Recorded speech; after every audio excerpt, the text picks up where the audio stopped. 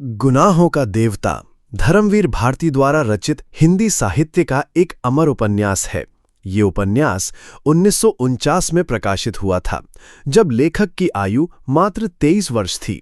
अपनी प्रकाशन तिथि से लेकर आज तक ये लाखों पाठकों को आकर्षित करता रहा है, जो इसकी भावुकता और भावनात्मकता में कुछ ऐसा पाते हैं जो उन्हें लुभाता है। ये केवल एक प्रेम कहानी नहीं, बल्कि समाज के विभिन्न पहलुओं, विशेषकर प्रेम, सामाजिक रूढ़ियों और मानवीय संघर्ष को गहराई से उजागर करता है। लेखक स्वयं इस उपन्यास को वर्तमान मान्यताओं और व्यवस्था के खिलाफ एक बड़ा गुनाह मानते हैं, क्योंकि उनके अनुसार ये आधुनिक तरुण के स्वस्थ विकास की हत्या कर डालती है। भारती का मानना था कि ये सामाजिक व्यवस्था युवाओं को उनके वैयक्तिक अंतर्विकारों और उलझनों से उभरकर एक स्वस्थ सामाजिक धरातल पर आने से रोकती है। इस प्रकार गुनाहों का देवता केवल एक प्रेम कथा न होकर उस नैतिकता के विरुद्ध विद्रोह है जो प्रेम को गुनाह मानती है। ये उपन्यास 3 खंडों में विभाजित है और इसमें मध्यवर्गीय समाज की ऐसी प्रेम कहानी है जिसमें अल्हड़ भावुकता और किशोर मन की आवेगात्मक तीव्रता का आदर्शवादी रूप समाहित है। ये उपन्यास अपनी गतिमयी रंग रूपता और अभिव्यक्ति कलात्मकता से पाठकों को इतनी सीख देता है कि वे मंत्रमुग्ध हो जाते हैं, ठीक वैसे ही जैसे सांप बीन पर मोहित हो जाता है। गुनाहों का देवता उस मध्यवर्गीय समाज पर कड़ा प्रहार करता है जो अपनी संस्कारगत गुफाओं में जकड़कर प्रेम को गुनाह समझता रहा है।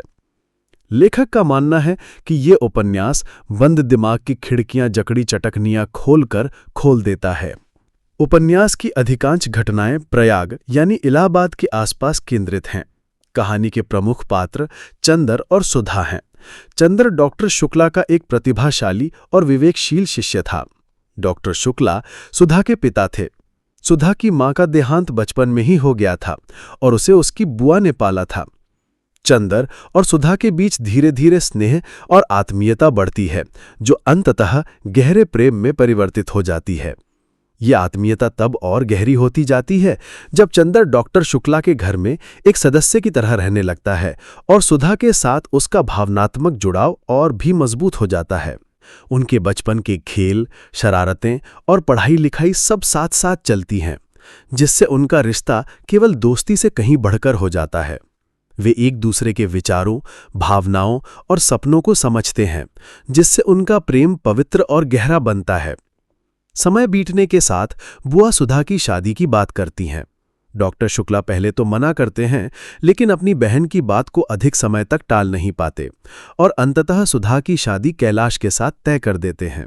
यहीं से चंदर और सुधा के प्रेम की वास्तविक परीक्षा शुरू होती है। चंदर उस थाली में छेद नहीं करना चाहता था जिसमें उसने खाया था, यानी वो अपने गुरु के प्रति कृतज्ञ नहीं होना चाहता था। दूसरी ओर सुधा चाहती थी कि चंदर इस शादी को किसी भी तरह रोक दे, लेकिन दोनों सामाजिक आदर्शों और लोकलाज के भय से अपने प्रेम को गुप्त रखना चाहते थे और उसे समाज के सामने स्वीकार करने का साहस नहीं जुटा पाते थे। विवाह की सभी जिम्मेदारियां चंदर को सौंपी जाती हैं। वो अपनी ही प्रेमिका की शादी का प्रबंध करता है, जो उसके आंतरिक संघर्ष को और भी तीव्र कर देता है। सुधा का विवाह कैलाश के साथ संपन्न हो जाता है। सुधा के ससुराल चले जाने के बाद चंदर को डॉक्टर की उपाधि मिलती है। ये वो उपलब्धि थी जिसके लिए उसने कड़ी मेहनत की थी, लेकिन सुधा की अनुपस्थिति में उसे इस उपाधि में कोई आनंद नहीं मिलता। दोनों के जीवन में एक गहरा खालीपन और निराशा छा जाती है। सुधा शारीरिक रूप से कैलाश के साथ होती है, लेकिन मानसिक रूप से वो हमेशा चंदर के साथ जुड़ी रहती है। ये स्थिति दोनों के लिए असहनीय होती है, क्योंकि उनका प्रेम पवित्र होने के बावजूद सामाजिक बंधनों में जकड़ा हुआ था।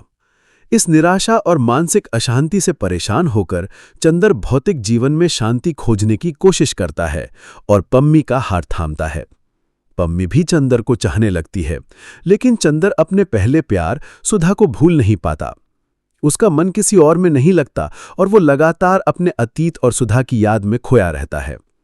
यह स्थिति चंदर के लिए एक मानसिक यातना बन जाती है, क्योंकि वो ना तो पूरी तरह से पम्मी को अपना पाता है और ना ही सुधा को भूल पाता है। एक दिन सुधा अपने पति कैलाश के साथ अपने मायके आती है। कैलाश की अनुपस्थिति में चंदर और सुधा की वर्षों पुरानी गुप्त प्रणयानुभूति फिर से जागृत हो जाती है। चंदर शारीरिक संबंध स्थापित करने के लिए आगे बढ़ता है, लेकिन सुधा उसे रोक देती है। इस घटना से चंदर को अत्यधिक अपमान और आत्मग्लानि महसूस होती है। उसे लगता है कि उसका पवित्र प्रेम खंडित हो गया है।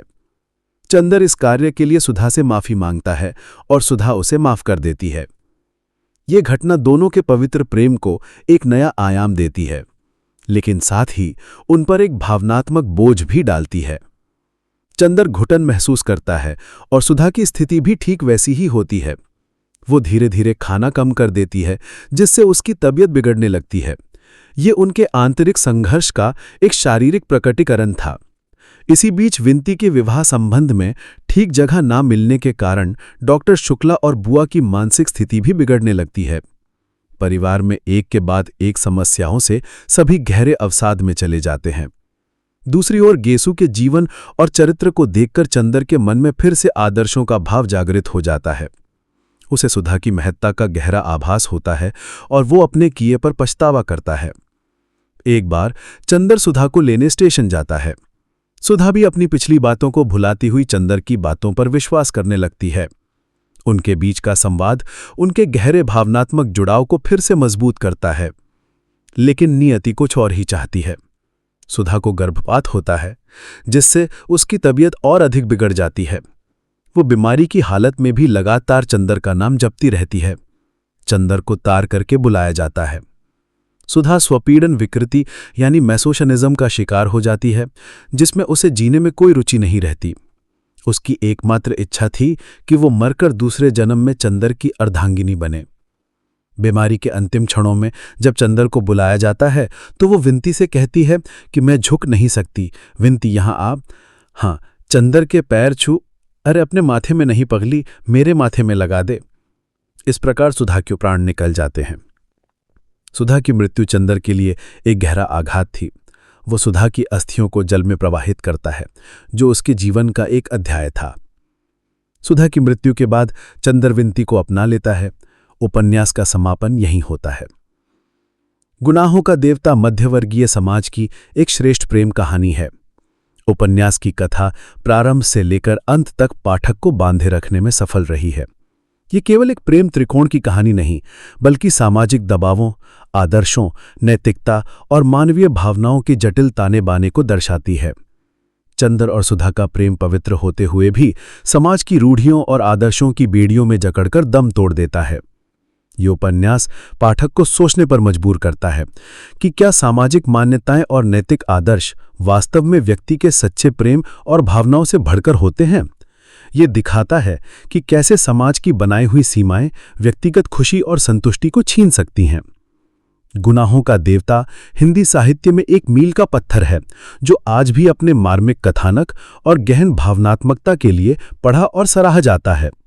ये उन पाठकों के लिए एक गहरी सीख है जो प्रेम को केवल एक गुनाह के रूप में देखते हैं, और उन बंद दिमाग की खिड़कियों को खोलता है जिनसे समाज ने अपने आप को जकड़ रखा है।